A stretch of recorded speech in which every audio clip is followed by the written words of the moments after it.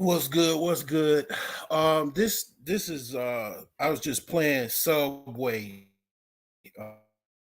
in 702. Subway is an R&B group that went to my high school. They they used to ride the bus my freshman year. They had a couple of duets with the group 702. One of the singers from 702 just recently passed away. These were like pretty much chicks that was like basically about the same age as the same about the same age, um pretty much give or take. So like yeah, it's kind of like, man, I'll say at my age I started to notice that some people are creeping out. A few people, some people already died that I went to high school with. Some of the people I don't know. um People died, like people die in car crashes. Some people get sick. I would say most of the people they get sick. But people die in car crashes. I mean, all kind of stuff. But um this particular chick, I'm gonna throw a thumbnail up. um I mean, one, they were like, I would say they were pretty much they was some fine chicks. One, they were really fine. They were before Destiny's Child. So before Destiny's Child blew up, they pretty much they were already on the scene. They didn't really blow up like Destiny's Child, but they had a nice little run.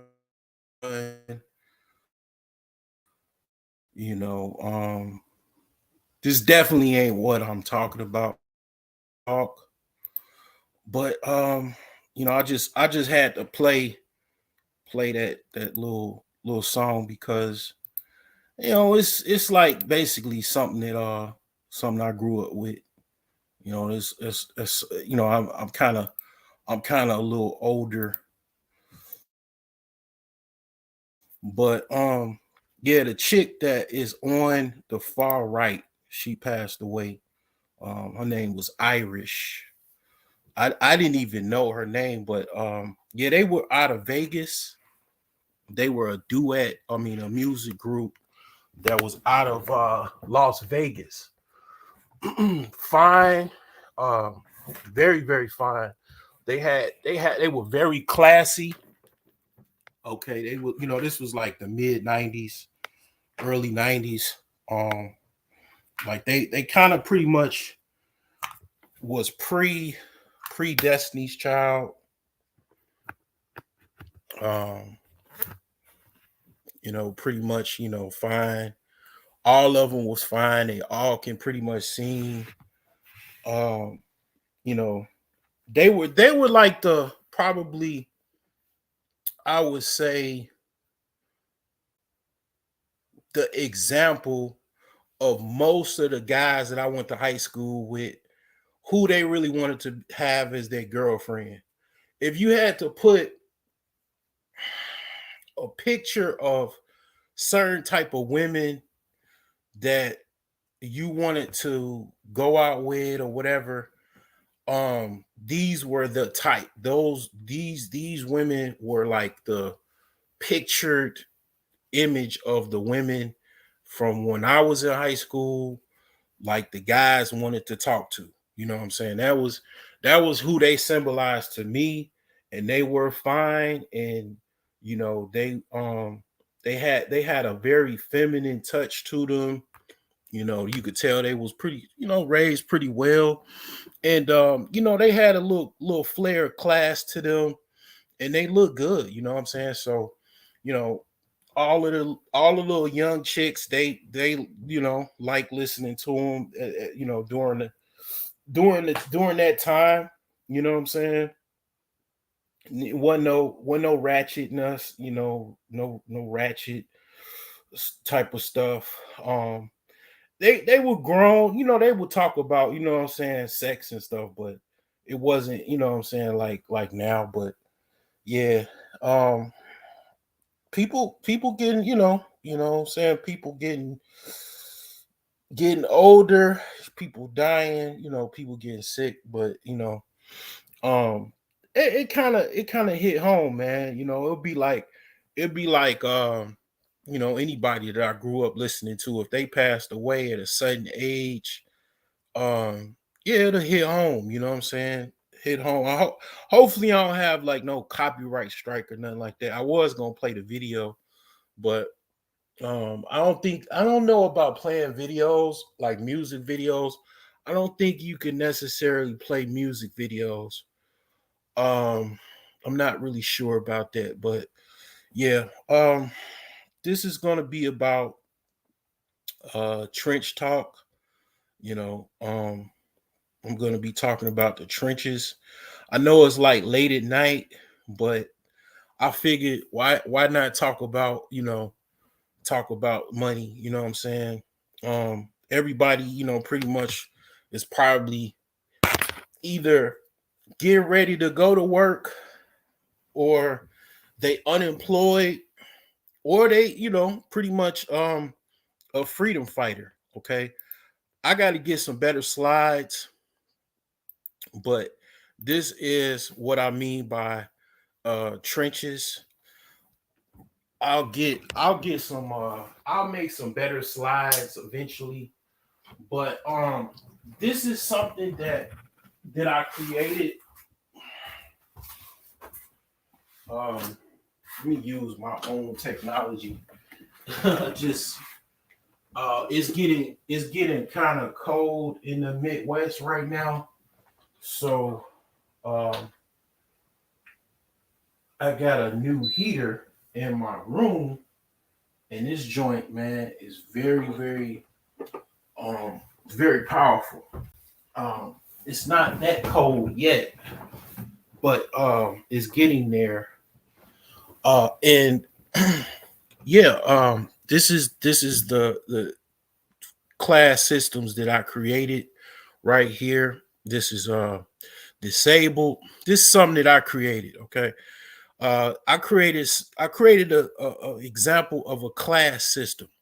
So this is disabled, and you got people in the trenches. Most people are in the trenches. I would say, about, just to give a rundown again, most people from, I would say, about 70% of individuals to eight, I would say 80% of individuals are disabled, or are trench fighters. Okay, disabled, obviously meaning they don't work for whatever reason.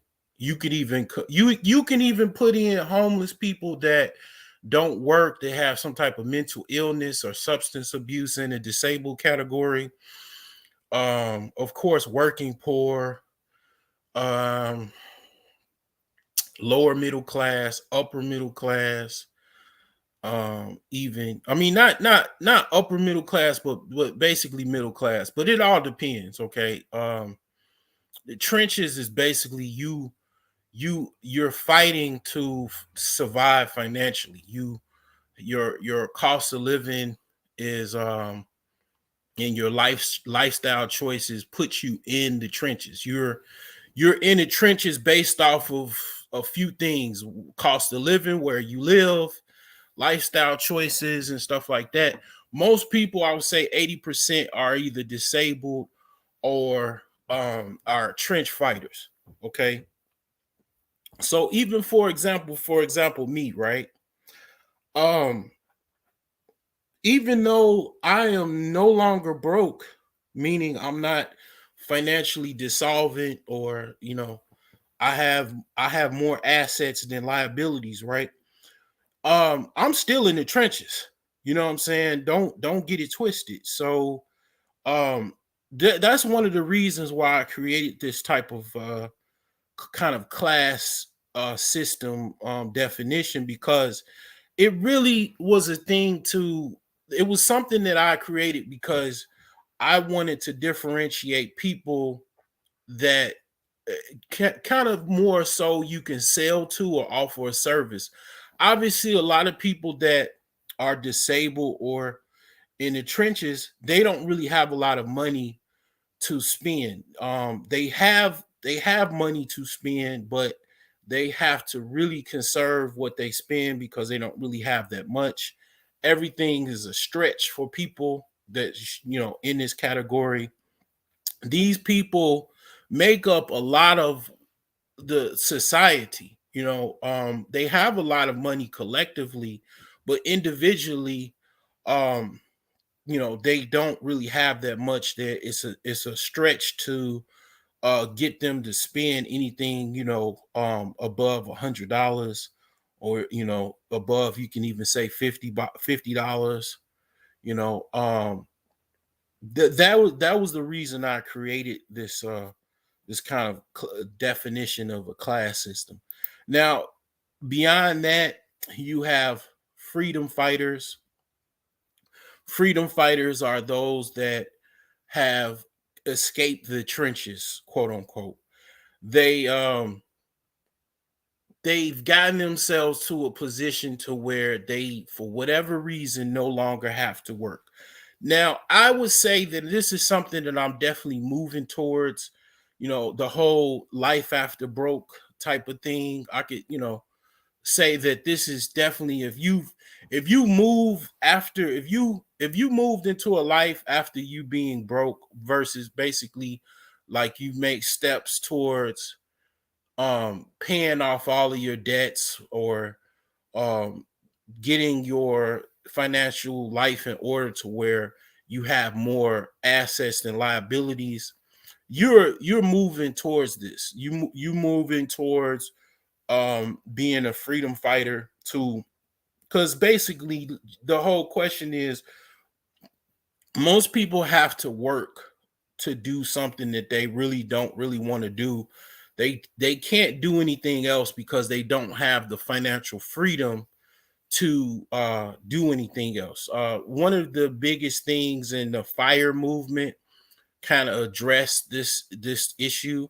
The whole fire movement is basically, it stands for, what does fire stand for again? Um, let's look and see what that stands for. I forgot. It stands for financially independent, retire early. Okay, that's what the fire movement stands for. So a lot of people that are in the fire movement, that is what they're trying to achieve. They're trying to retire early, and be financially independent. This is what the definition of a freedom fighter is. Not someone that necessarily is in the fire movement, but someone that's striving to be financially independent of their job. Okay. Like I said, most people are in the trenches, meaning they have to do certain things. They have to go to work. They have to endure certain challenges at, some type of job or whatever, because they have to do that. Um, I'm like I said, me personally, I'm moving towards this freedom, this financial freedom of being a freedom fighter, where basically, you're not in survival mode anymore. You're not, your primary source of income is not based off of you working a job. Uh, I would say about 10% of individuals are um basically, either in any of these category, as far as freedom fighters. I would say about 10% of individuals are freedom fighters, meaning, even if you I mean, a lot of people, they want to do something, right? Some people, Here's the thing. I'll just keep it candid. I'm not gonna be too long on this live stream. But the thing is that what I find is, here's the thing when it comes to like me following certain people and listening to certain people. Okay, for example, I'm not gonna lie to you. I really I really don't listen to a lot of people that I listen to white people or whatever, white dudes that got financial advice and everything like that. But at the end of the day, I do understand that while I'm eating on this Kit Kat, that everything is not the same when it comes to this. Just look at it like a war. That's what I base this off. Um, but economic warfare, right? Well, I will say this. There's no people that pretend that there's no racism or no exclusionary tactics and stuff that's used based off of your how you look or your skin color. The reality is totally different. Okay. Um, Now that being said, black white people understand and they acknowledge even themselves that they have a certain privilege in regards to being white, being left alone, being promoted in certain regards, such as work, being um, approved for certain applications. I'll just say applications, and that can include a loan, that can include a job opportunity, that can include some type of endowment fund, that can include a grant, that can include some type of scholarship, some type of you know to acceptance towards some type of university, selective university. That can include quite a few things. And the reason why I don't really kind of like take things really to heart and just go hit the ground running. I used to do that, but I don't do it anymore.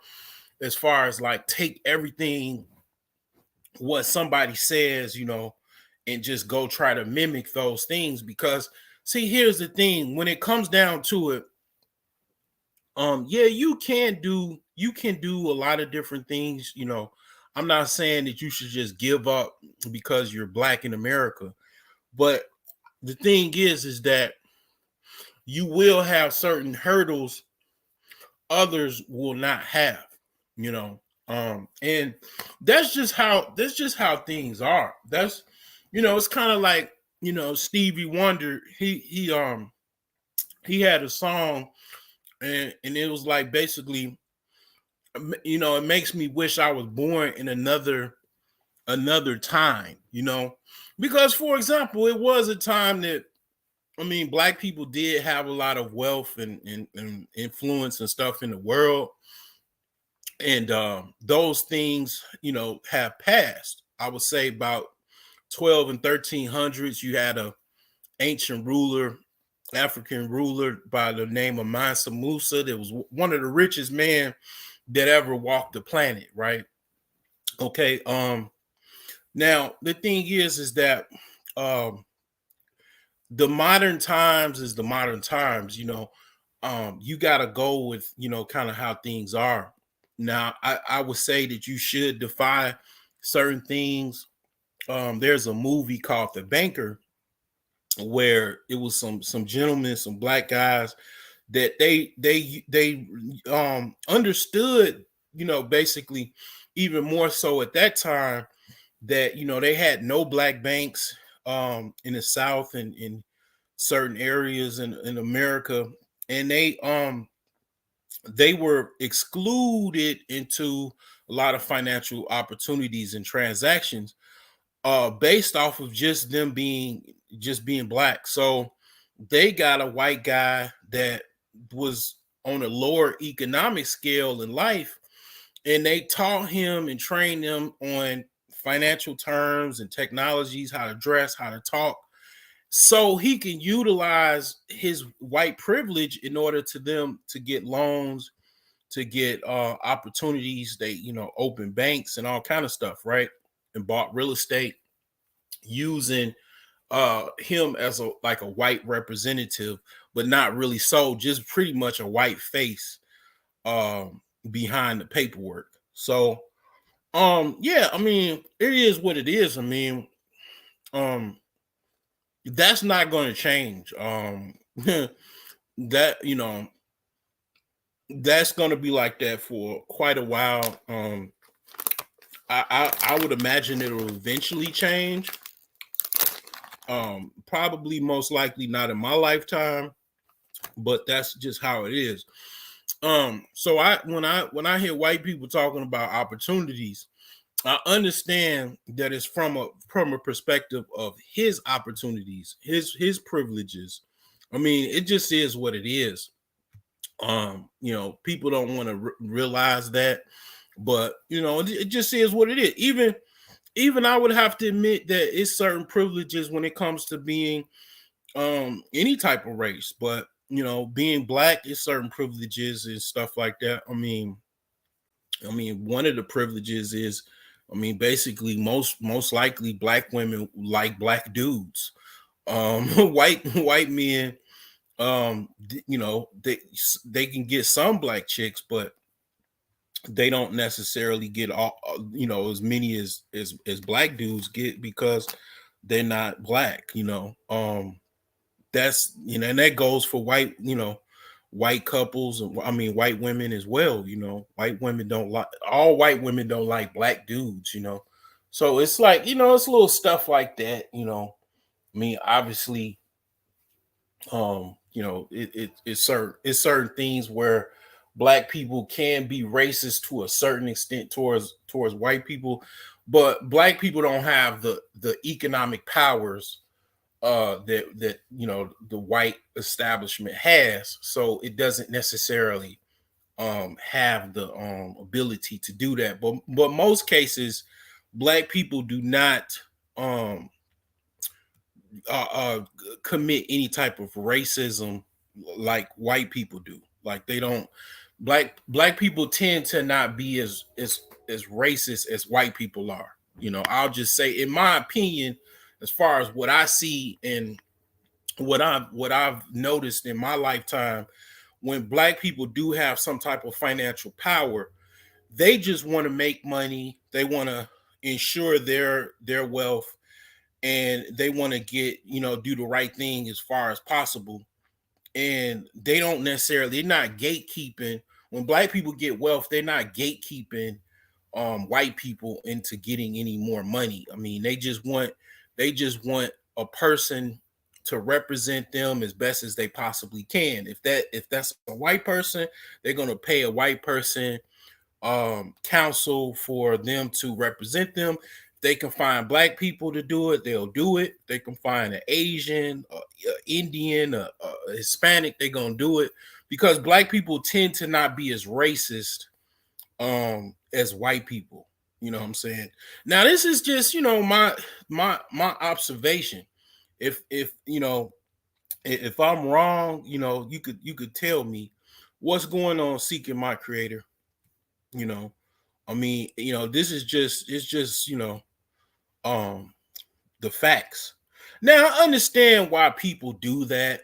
There is a certain type of animalistic um approach to biology and competition in society, or on earth. I mean, I get it. We're all beings that are in competition with one another. But I mean, I just have to just say, I mean, I went down a deep rabbit hole, but let me get back out the rabbit hole and just say that basically, yeah, a lot of the things that people have a problem with accomplishing is because they just kind of don't have, a lot of times they have to work a little bit harder. They have to be a little bit more clever to kind of work things out, you know what I'm saying? Because they don't have that access or that privilege. Another person, and I'm talking about freedom fighters here. I'm talking 10%. I broke down the trench fighters and disabled people as far as this hierarchy, or not so much hierarchy, these definition of economic classes that I created. Um, a lot of another vantage point that I see that make up a lot of freedom fighters is women. Um, and when I'll say women, I'll say white women and other women, primarily Asian, black women, make up freedom fighters. Okay. And what I mean by that is, okay, for example, it's this chick that I follow on Twitter, and she works hard.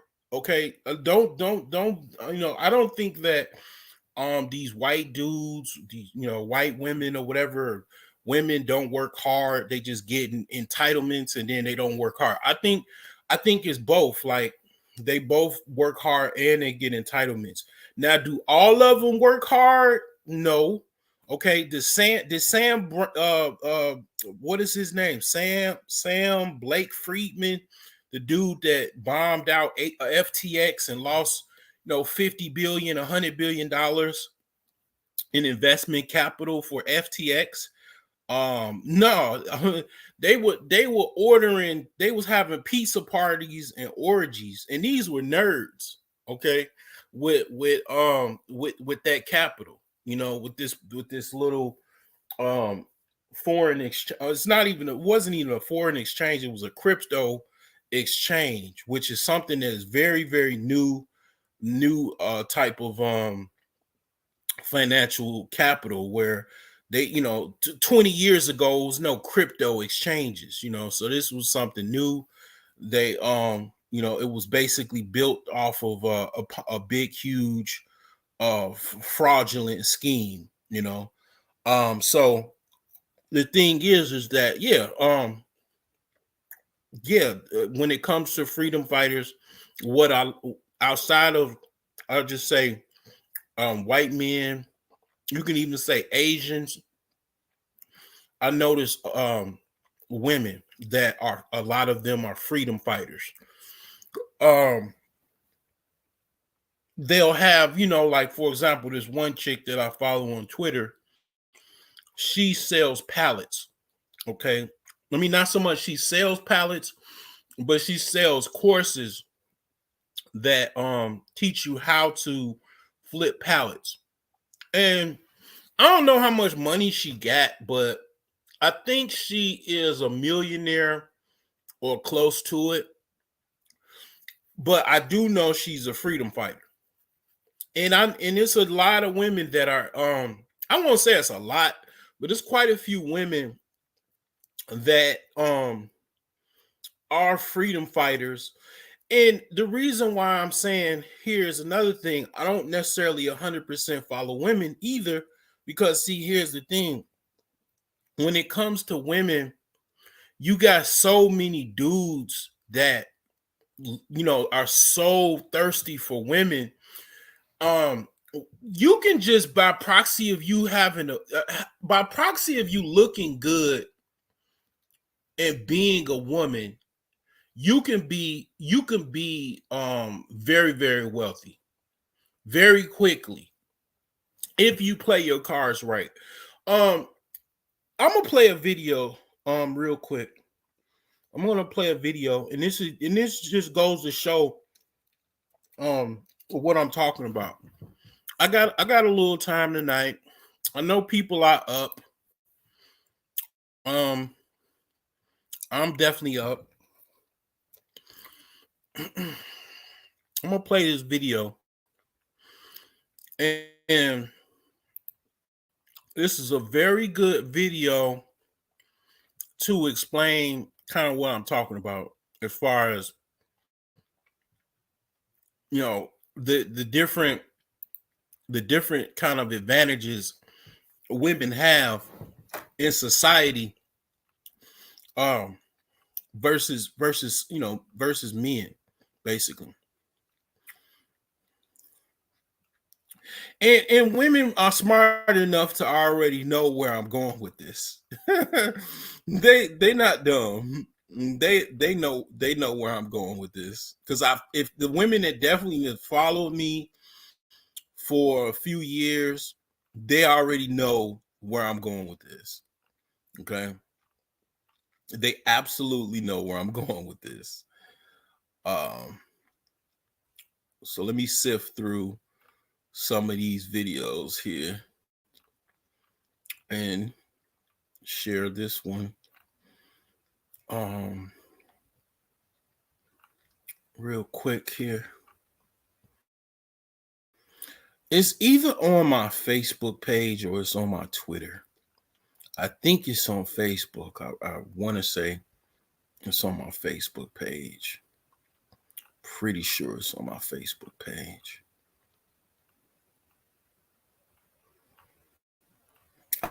I'm an active share on my Facebook page, Broke Geniuses. So I upload regularly. Lot of funny content, a lot of important content. I mean, I'm all over the place with it. So, you know, very, very, very good page, man. It's definitely growing. I think I'm at 171 followers. I started with I remember when I had only 4 or 5 followers, 7 followers. Okay, so let me see here.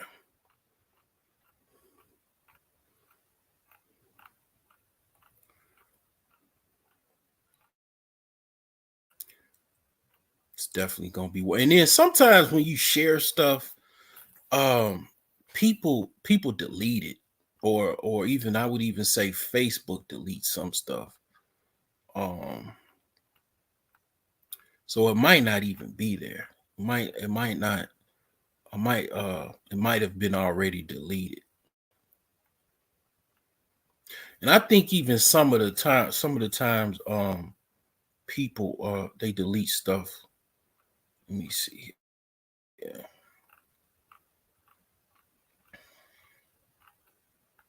But if I can't find it, I'll paraphrase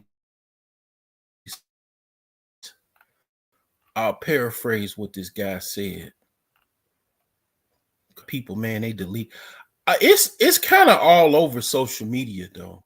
But I'll eventually find it, and what I'll do is Um, I'll upload it in an individual video. Um, Let me see if I can. Let me see if it's still here. If I can upload it. Let's see here. And it kind of just explains what I'm talking about. Why it's certain privileges when it comes to being a woman, basically, as well, is what I'm saying. And I've said this before. I've definitely, it's not my first time saying.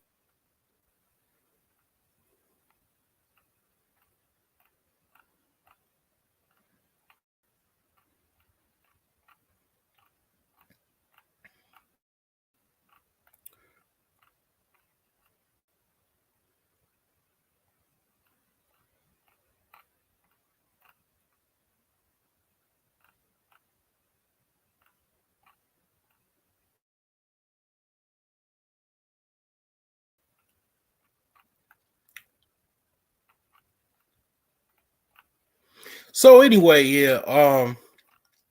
I don't think. I don't think I think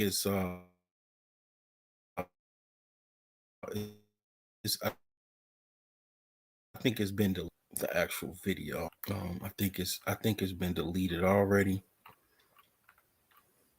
But anyway, he to paraphrase, what he said was,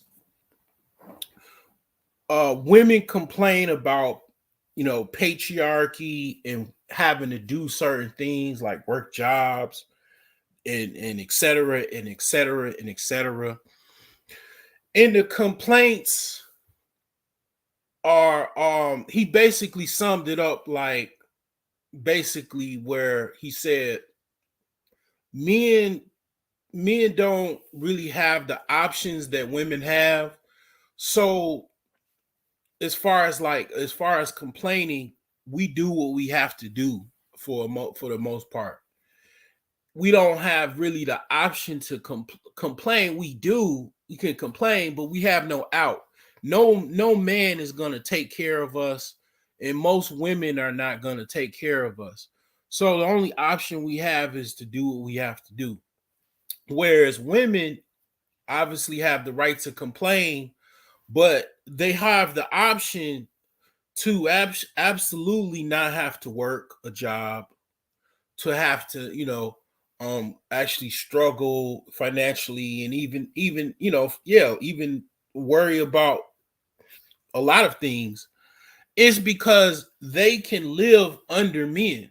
They can live they can live in a house. Like, for example, if a guy, most guys, by the time they get a house and everything, they already have a wife or they have a girlfriend or something like that. But it's some dudes that, like, for example, I know a guy. He's a my cousin's uh uh, brother.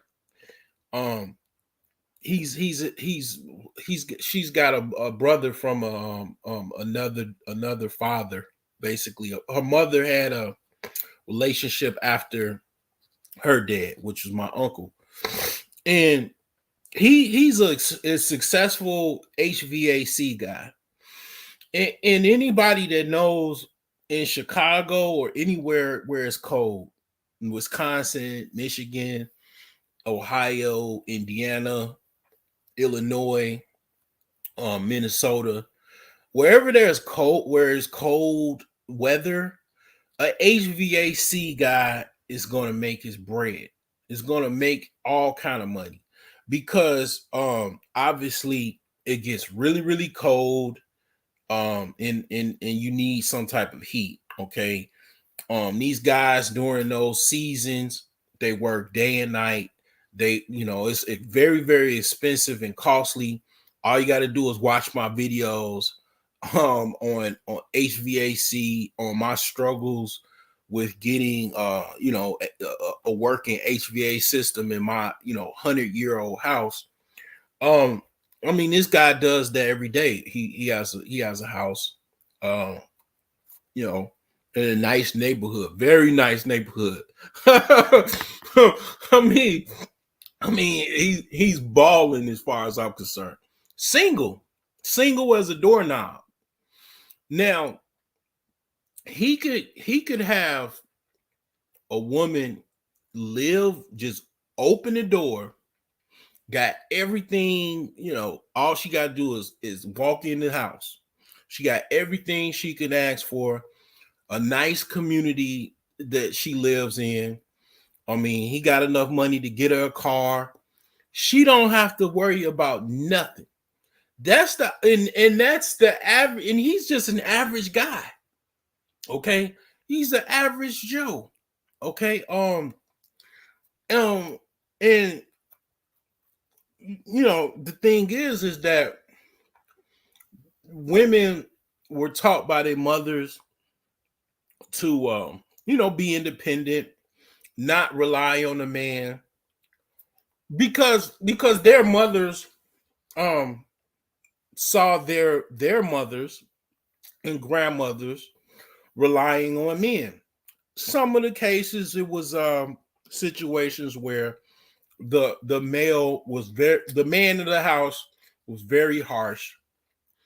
um Used to cuss, used to fight the mom, fight the grandma, and maybe had a drink every now and again, and maybe even cheated on grandma and mama.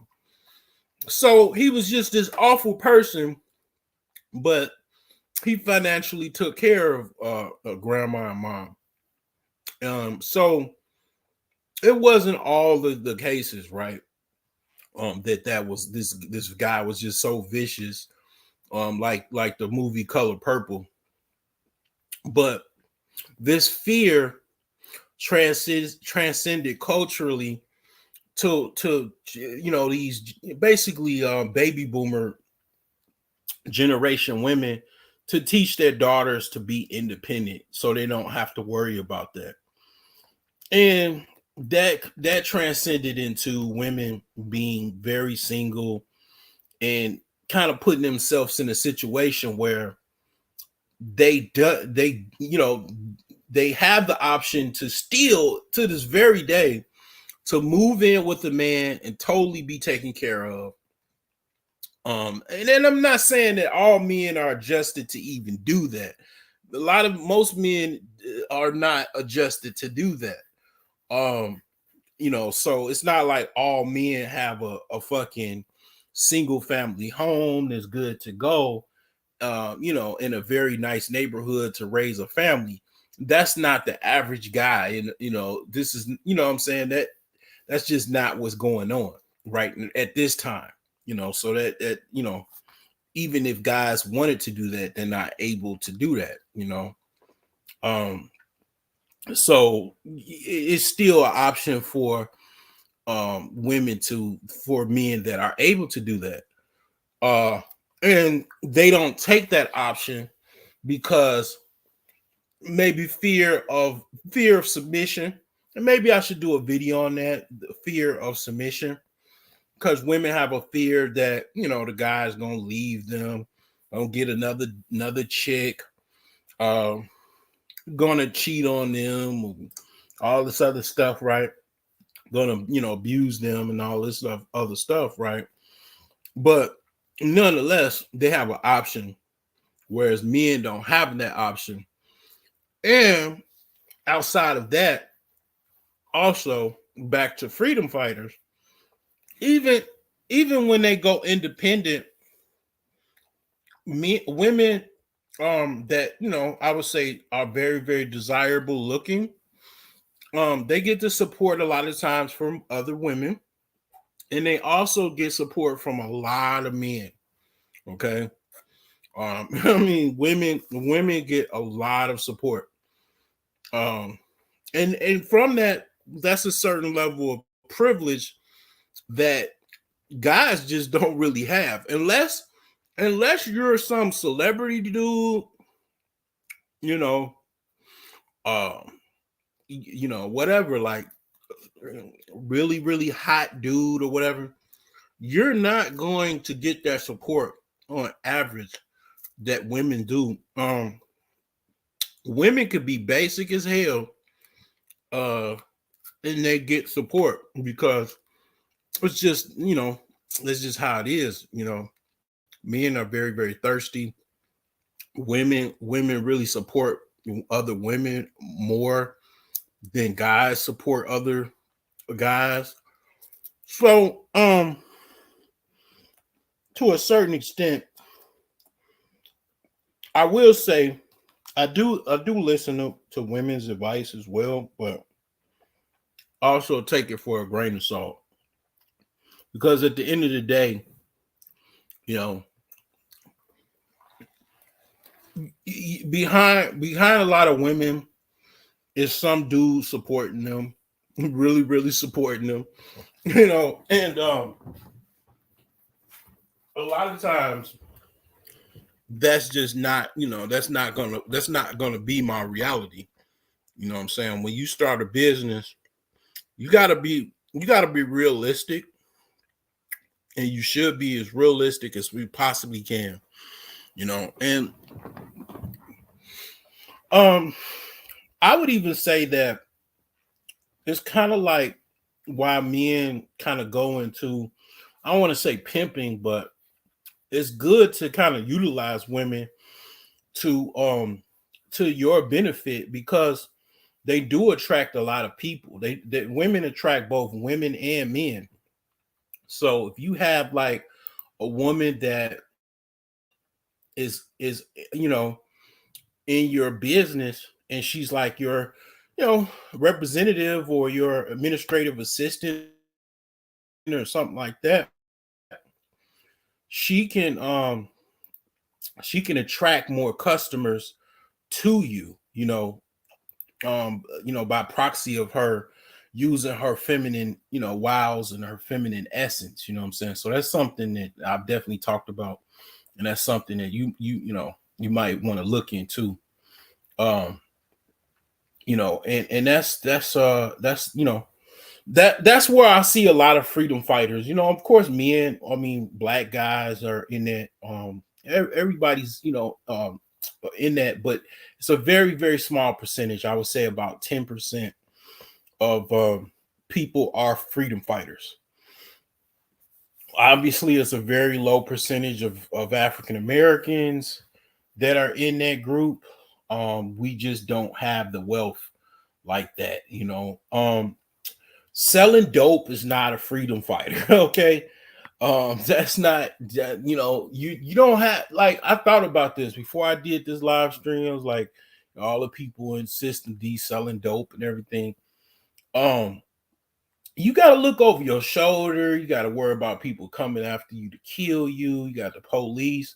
And then when you selling dope, to believe it or not, this is what I thought about, years ago.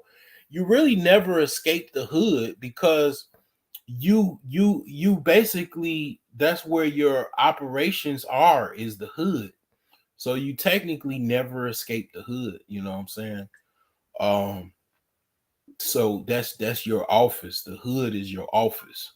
It's like the dilemma of the dope dealer. Yeah, you might make millions and millions of dollars, and you live in the suburbs, but you got to drive back to the hood to check on your operations.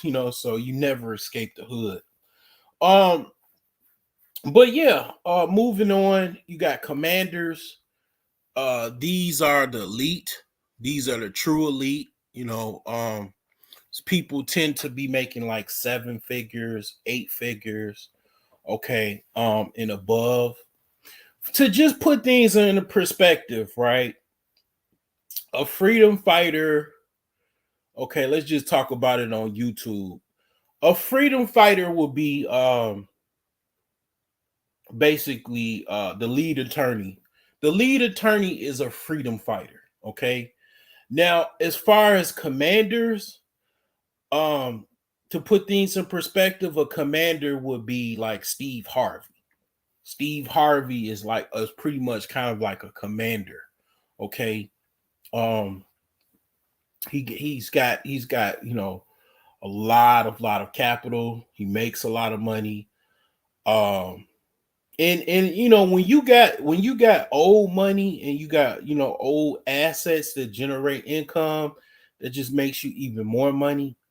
A lot of times, you know, it's kind of like you doing the right thing, or like when you got a lot of money. Let's just say you do have $10 million, or let's just say $5 million. And this is what I'll never forget about the stock market, or even you can even say forex. You notice, right? Like, for example, it's a stock, and this is just the latest stock that I've involved myself with. I'm not going to give any ticker or anything like that, but I'll just say for purposes of this live stream, it's a particular stock. Within a week, let's see, it went up like 12 cents. So okay, I got let's see, I got a few shares, right? Um, I got like less than 100 shares, but I'm not a multimillionaire, right? So let's just say, for shits and giggles, um, I bought 100,000 shares of this particular stock. And this stock would have cost me about, let's just say, uh, it would cost me about $2.89 per share times 100,000 shares. It'll cost me less than $300,000, right? To make to make times 12 cent, I would have made $12,000 in a week. Just because I had this is why the rich stay rich and get richer. Now, not all of them, okay? You know, you'd have still had to invest, but here's the thing: 100,000 shares in that little 12 cent. When you only got 100 shares, it don't make no big deal. But what if you had 100,000 shares? Fuck it. I mean, hell, why not be even worry about it, right? 100,000 shares. How about I just buy a cool million?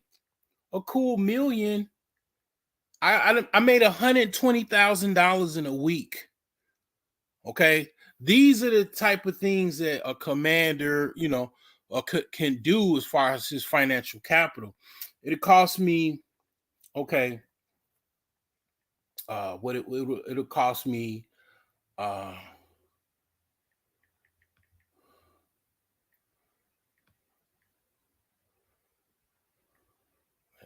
hold on.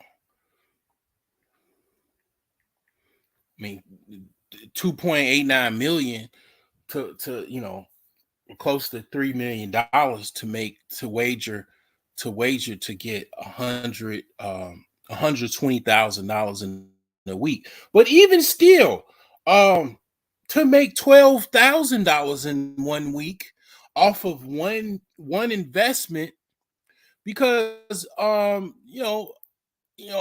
utilize certain indicators, and I have certain type of financial knowledge to basically, I made a little coin. But the thing is that this is why, you have the power of somebody that has money already. You get them to, if you invest with them, because they don't necessarily know those, they don't have that knowledge, but they have a lot of money. You know what I'm saying? $12,000 a week is still not bad. Most people make about roughly between, I would say, about 30 to $40,000 on average. If you want to cover about 80% of individuals, most people make between, let's just say, $0 to $75,000 a year. That's 80% of individuals make about $0 to $75,000 a year. And I'll just throw myself out there that I'm more on the tail end of that. As far as what I know, what I make a year, that's just from my job. Now, I mean, I hustle and I do all kind of stuff, so I make more than that. But as far as my one salary, that's what I normally make on the tail end of that. So I don't make no $12,000 in a week. You know what I'm saying? So that's the thing. Like, um, people try to normalize being broke, and because a lot of people don't have money, and they feel some type of way about that situation. They don't really want to talk about it. They really don't want to. They really want to run in circles around different conversations. They don't want to talk about money because it's just kind of ridiculous. Because here's the thing. Um, that's many people's reality. Not a lot, but it is some people that make even more money than that. That's just one stock. Okay. I picked stocks that went up, 50% in 1 week. Then you making even more money. I mean, of course you can lose as well. But the thing is that's the thing. You start to make ridiculous amounts of money like that, when you got money like that already. You don't have to be a rocket science to figure out, oh man, when if I bought 100,000 shares, what I'm saying, that thing goes up, boom. I mean, I'm richer than any, you know what I'm saying? Most I done made what most people make. People in poverty, $12,000 a year is right at the poverty level, like where you getting outside of poverty and you go into lower class. Okay. Um, that's 12,000. You made that in a week by just buying 100,000 shares of a stock of a oil stock. I'll just say what it was. It was an oil stock. You didn't make $12,000 because you bought 100,000 shares. What you made, what a poor trench fighter makes in a whole year in 1 week. You know, that's the type of impact that happens. Now, of course, I mean, you got some freedom fighters that could actually do numbers like that as well. Um, they have money to put that up. But most people in the freedom fighter category, I would say, would struggle with that. A commander, not so much. They have the money to, give to their brokers to do so. And when you go up to chief commanders, now you're going with the global elite, key stakeholders and corporations, political office holders. Um, you know, those are the, billionaires, mega millionaires, where you getting into nine figures, 10 figures, you know what I'm saying? So of course they got money. Okay. You know, fucking, it's not even a thing about buying 1 million shares. Oh, are you sure, Abdul, that it'll go up? Let's just buy 10 million shares, you know, and then boom. Instead of you making $120,000 a week, I just made a $1.2 million. I just made $1.2 million off of a 12-cent stock gain.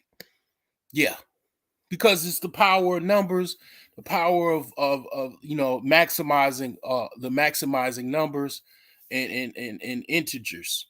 It's math. And the thing is that that's a 12% gain. 12 cent, I mean, not a 12%, but a 12-cent gain is a pretty big deal. When you get into the penny stocks and stuff like that, if a penny stock went 12 cent, that's a pretty big deal. Now, the thing is that, yeah, and that's a pretty small gain relatively, normally, when it comes to stocks and stuff like that. But it is a gain nonetheless. You know, we got Truth Powers here said WTF. Shoot, man, my experience, when you got the white folks, man, coming in your chat, man, you really done hit it big, man. So appreciate the white guys coming on. I definitely, I know you got it. You know what I'm saying? So your support is greatly appreciated. You know what I'm saying? But yeah, that's the thing when it comes to the chief commanders. I mean, they got it. These are the guys living and gals living in these mega mansions, mega estates, chateaus, castles, Sevilles, that's where it's at. Some commanders, they live like that, but the thing is that a lot of times when it comes to how you can't, trying to kick it, like a lot of times when it comes down to it, freedom fighters, people in this, all of these people in this category tend to be very lonely and by themselves a lot of times.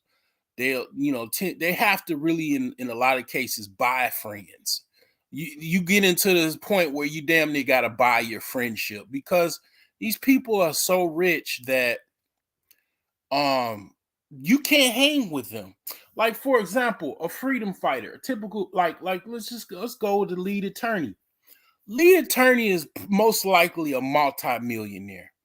He could be like, I'm going to, and I got my passport. He could be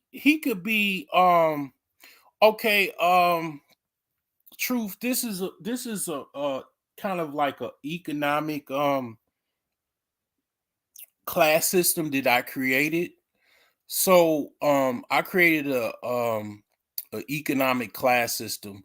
So basically it's kind of like four, five different class systems. One is disabled, and then two is trench fighters.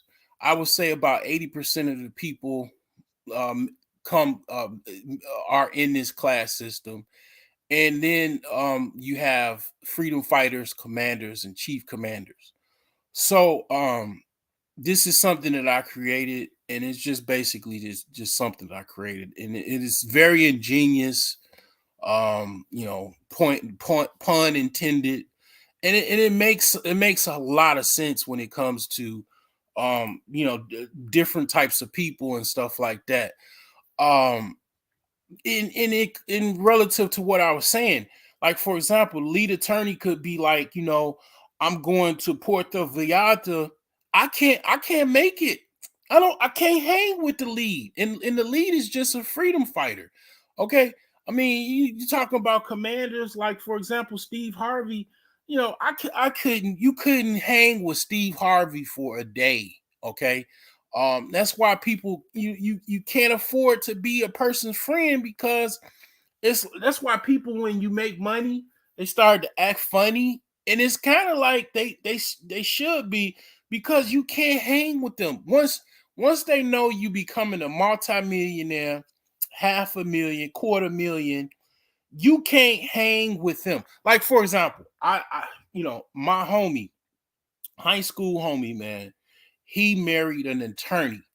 Okay. She at the time was making about a quarter actually a third of $1 million a year. Um we used to kick it together. Like I used to like basically bum out with them on dates. She would basically like we would go to like fine dining, not so much fine dining, but like really really nice restaurants. And I'm talking about, I can order whatever I want for the most part, because I was his boy. So it was like, pause. But I mean, she had it. I mean, and then now she's probably partnering. She's probably most likely a multimillionaire. But the thing is that like if she wasn't paying, I couldn't kick it. Okay, I couldn't afford those nice meals and everything like that.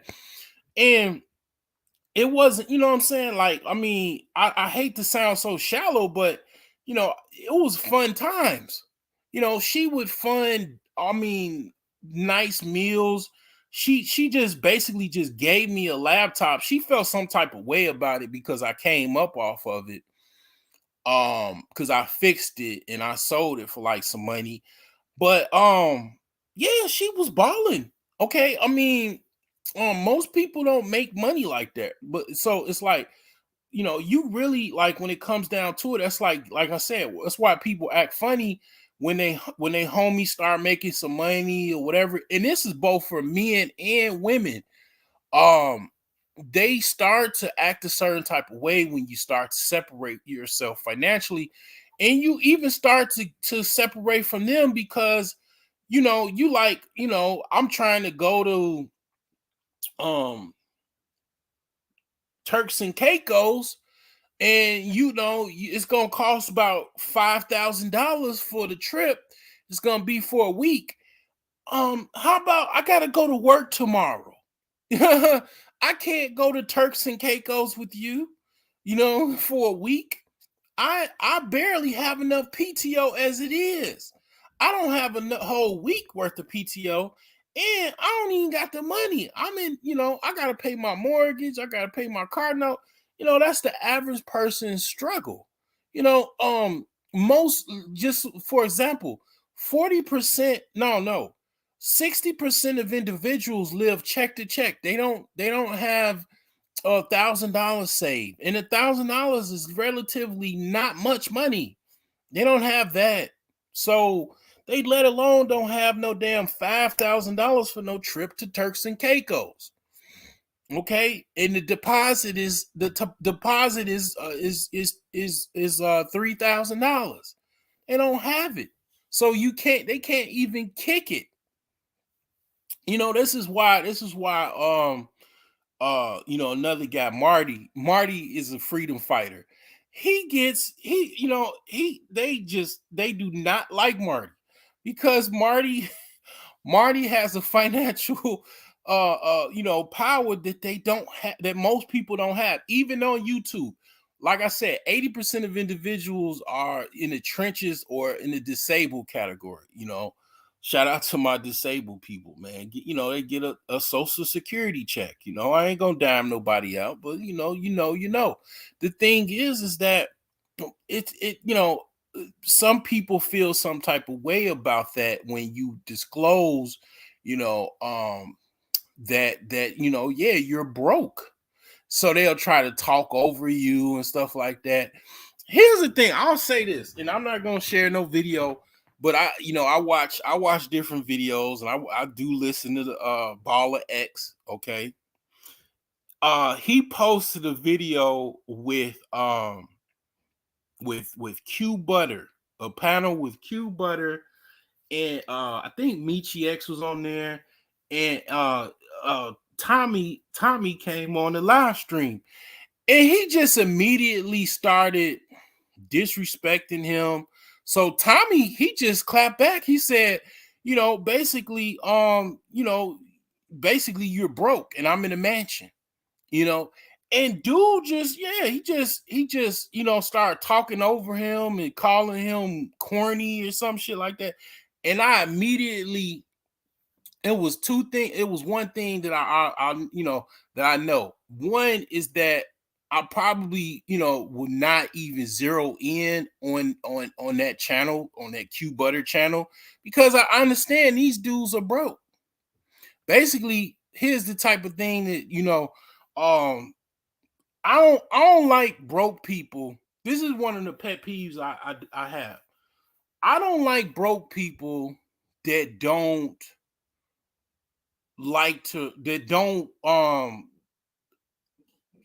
own their brokenness. They try to cap. You know what I'm saying? I don't like that. I don't like broke people that that you know um they don't want to allude to the fact that they broke or acknowledge the fact that they broke. Stop the cap. Like, I don't like that shit because um it's okay to realize, to acknowledge that you're not rich. You're not, you're financially struggling, because most people are. It's not like, and it's like, when you capping, you might be lying about other things, most likely.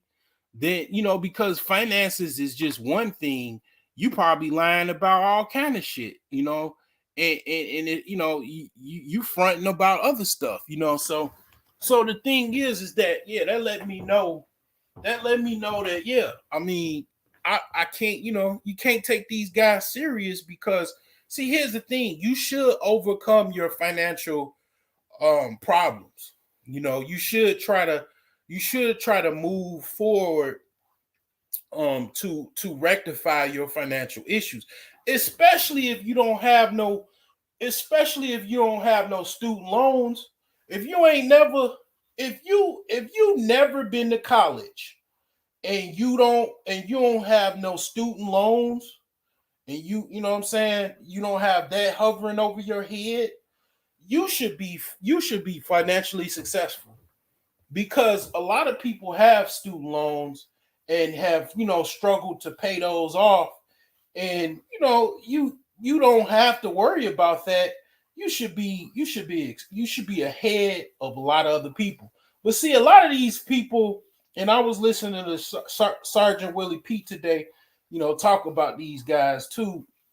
A lot of guys, they grew up in the struggle, okay? Grew up in the hood, and basically up to no good. And they never really had any financial success out of selling outside of selling packs. You know what I'm saying? So basically, they work jobs, and they don't really have any money. They don't really have that many skills. And they haven't had any financial success, to be honest. And they really don't like guys that have had financial success.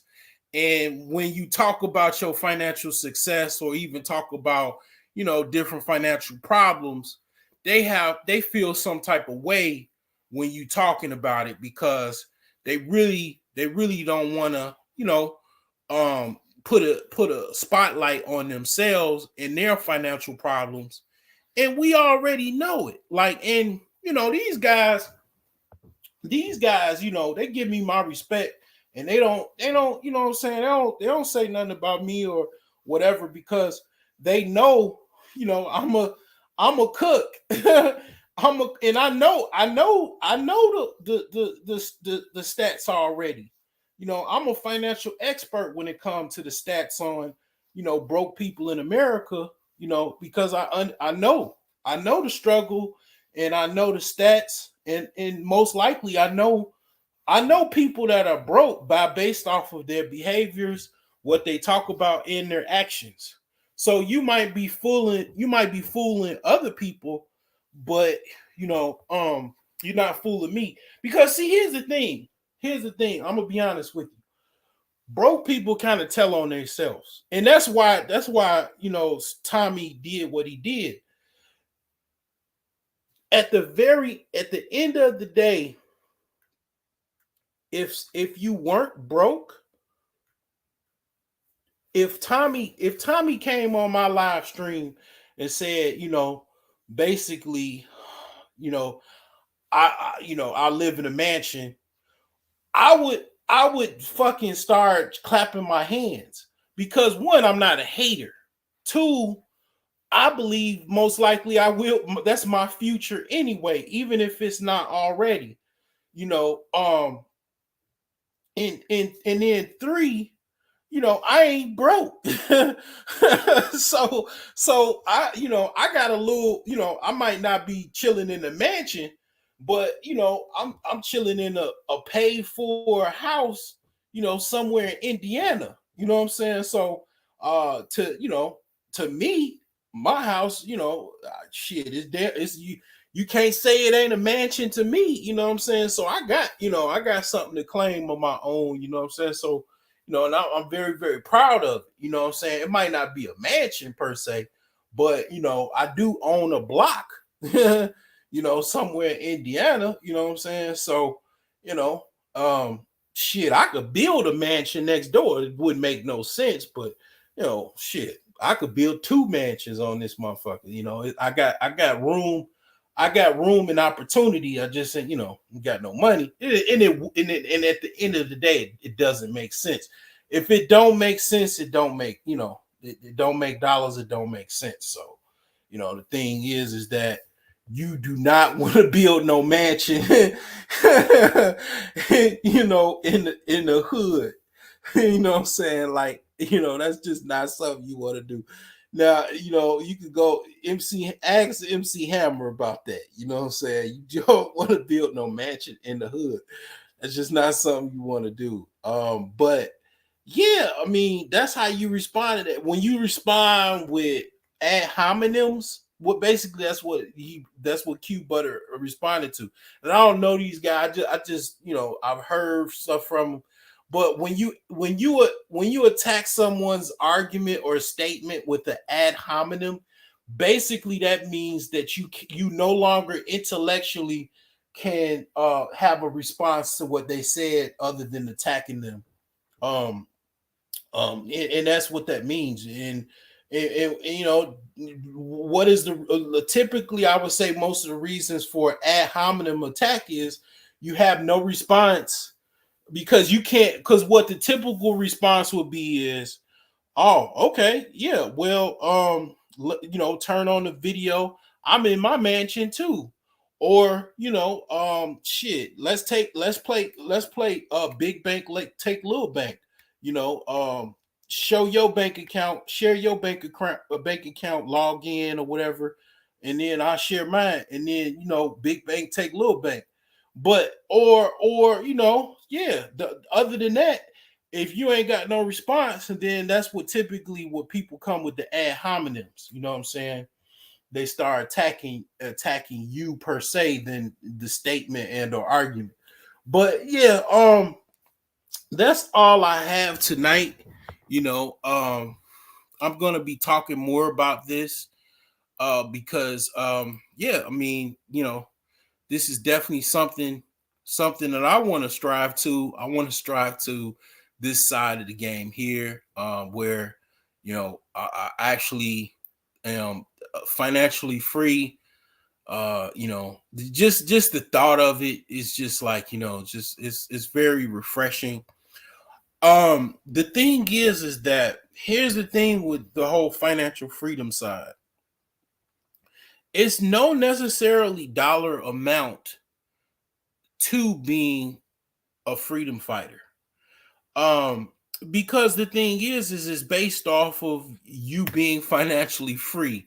You can be financially free and make $30,000 a year from your business. Like for example, if let's just say I I had $30,000 in income from a business that is passive. Let's just say passive income, or let's just say just for shits and giggles, I have 30,000 guaranteed coming in on a 12-month basis. That's $2,500 a month. That's guaranteed. Primarily, I would say passive would be more or less even better. But even just in general, I relatively had minimal stress in making this money. Um, I would be fine. Okay. I would be able to necessarily, yeah, quit my job, which I make substantially way more than that, but I can build off of that $2,500 a month coming in. That could totally deal with my expenses and everything like that. It's more than enough to deal with my expenses. Right now, actually, most of my expenses, I really only have it about, I would say, $1,500 a month is like my actual hard expenses. I'd have to look at my expense, my spreadsheet, but I really don't have that many expenses every month. Most of my expenses are fixing my house up, taking care of my children. I got a car payment, insurance, cell phone, stuff like that. A good majority of my money I use to invest in. I save. I do have revolving credit cards. But most of those I just pay into those, and I'm starting to not really use them. So I just keep the balance hot. I mean the balance low, so I can get a good credit rating. So yeah, I mean I'm starting to kind of like get into a groove where I'm just paying down my credit cards every month, and kind of stacking up, and yeah, I don't really have that many expenses. So I do need to make about, I would say roughly about $2,500 would be fine for me. I that would be way less than what I normally make, but that would be absolutely sufficient for me. That's kind of like that's about half of my normal pay. as far as what I make right now. So um but if I had to work, let's just say I had to work as hard as I have to work, which I don't really have to work that hard. I just have to go to work. Absolutely having to go to work and be, you know, at actual work and be up, and Johnny on the spot from like, 8 to 5 and shit like that. That actually makes it kind of difficult. If I had to do that and I'm only making $2,500 a month, that ain't gonna cut it. That ain't. I mean that that's not gonna cut it. I would have to like I would be okay if I was working remote, but then you going into like, okay, just in case you didn't know, 30 grand a year is like, that's like $15 an hour. So yeah, I would not be okay with that at all. I would be okay with making $2,500 a month if it was like basically a part-time job, like maybe doing that on eBay or something, eBay and Amazon, or it's like part-time at best or passive, at the least. Like passive income, you do have to put in work. Like for example, an example of passive income, let's just go to real estate. You got an apartment building, let's just say a 3 flat. You're making each unit, you got 3 units, you're making like, let's just say $1,200 off of each unit. And basically that's $3,600 after all the expenses and everything. You're at like $2,500. Now with apartment building,